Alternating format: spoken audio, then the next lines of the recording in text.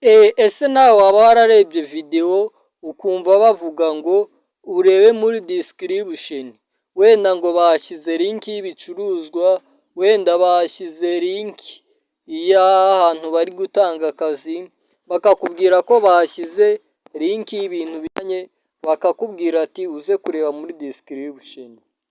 Hanyuma rero twaje kumenya ko abantu benshi iyo bavuze barebe ngo muri description, batamenya description ya video icyo ari cyo hano kuri YouTube. Niyo mpamvu muri aka kanya tugiye kubereka ati ese video description ni hehe, ibarizwahe. Urugero, reka dufate iyi video tuyifungure turebe video description yayo ibahe.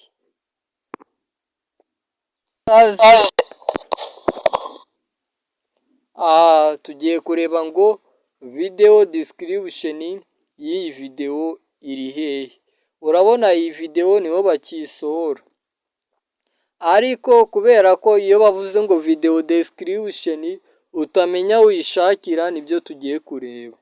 Urabona nko kuri iyi video iri kuri channel yitwa Akazi and Scholars Apply, urabona ko muri makeya hari ahanditse comment, ariko nta hantu handitse description cyangwa description mu bigaragara. Ariko kuri uyu murongo nyuma y'ahanditse ngo amahirwe mashya, urabona ahantu handitse Akazi Scholars Apply. Kuri uyu murongo nituza tukakanda, urabona ko tumaze kuhakanda haje amagambo menshi. Aha niho bita muri video description. Rero impamvu ari muri video description ni iyi ngiyi, urabona haba hari ibisobanuro. Reka dukande more. So urabona tumaze gukanda more, urabona hari ibisobanuro bya video, urabona haba harimo na za link zinyuranye bashyize muri video.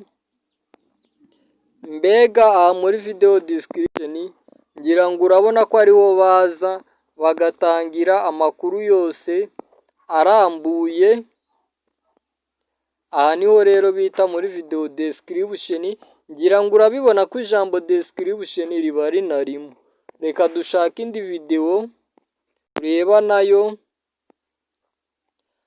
Wenda reka turebe iyi yo kuri TV1. Video description yayo niyo nemeraga. Reka nkwereke video description.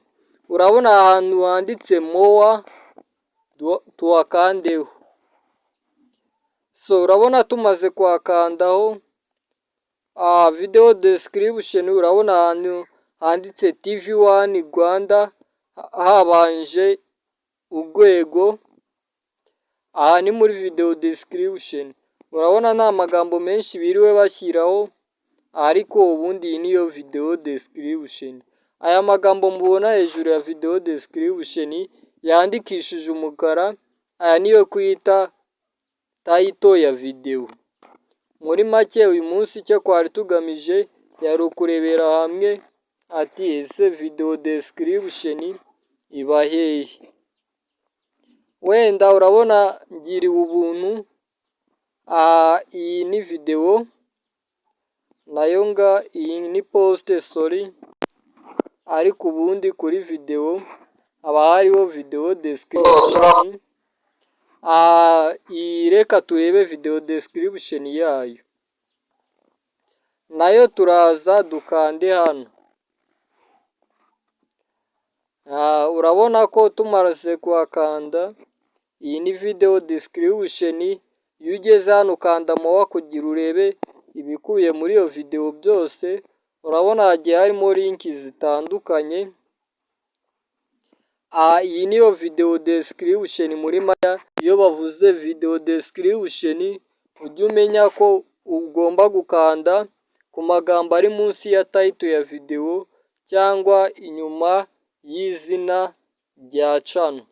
Niba rero iyo ugeze kuri channel ukabona urayishimiye, biba byiza nk'iyi channel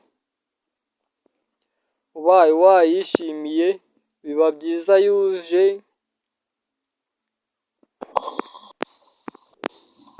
ikaze habonetse imyanya yazo.